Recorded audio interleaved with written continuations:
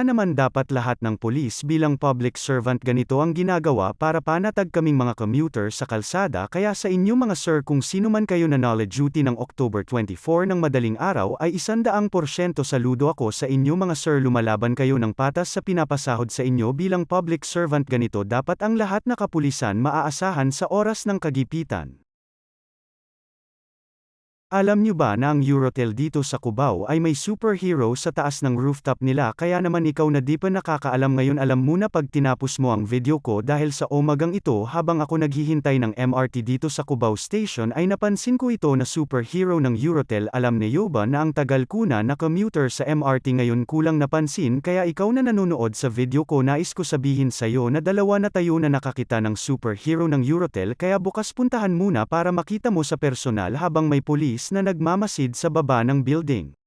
Pati ako ay namangha dahil di ko akalain na may superhero pala sa taas ng Eurotel, kaya pala palagi may mga pulis na nagbabantay gabi-gabi sa baba ng Eurotel para ma-secured ang kapaligiran dito sa Arayat Street Corner, EDSA, Cubao, at para ligtas makapaglakad ang mga commuter ng MRT. Kaya saludo ako sa inyo mga sir sa mapayapang pagmamasid dito sa ibaba ng MRT Station Cubao.